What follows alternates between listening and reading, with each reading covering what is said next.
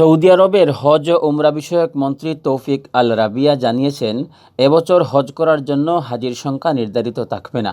এছাড়া হজ করার ক্ষেত্রে যে বয়স নির্ধারণ করে দেওয়া হয়েছিল থাকবে না সেটিও। বিশ্বব্যাপী প্রাণঘাতী করোনা ভাইরাস ছড়িয়ে পড়ার পর নিজ দেশে বিধিনিষেধ আরোপ করেছিল সৌদি আরব। মানুষের সমাগম নিয়ন্ত্রণে রাখতে দেশটি হাজিদের সংখ্যা নির্ধারণ করে দেয়।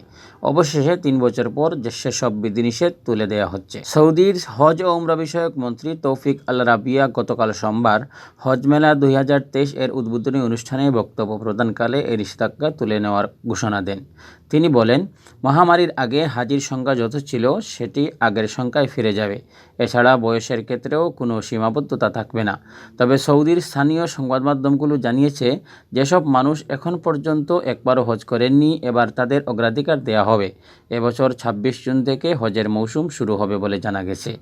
করোনা মহামারীর আগে ২০১৯ সালে প্রায় ২৬ লাখ মানুষ পবিত্র হজ পালন করেন, কিন্তু পরের ২ বছর নির্দিষ্ট সংখ্যক মানুষ হজের সুযোগ পান, যাদের প্রায় সবাই ছিলেন সৌদিতে বসবাসকারী। এরপর ২০২২ সালে প্রায় ১০ লাখ মানুষ হজ পালন করার সুযোগ পান, কিন্তু সে সময় বয়স নির্ধারণ করে দেওয়া হয়েছিল।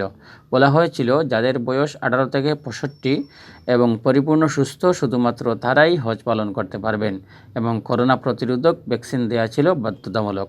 তবে এবার সেই বিধিনিষেধগুলো তুলে দিচ্ছে সে দেশের সরকার।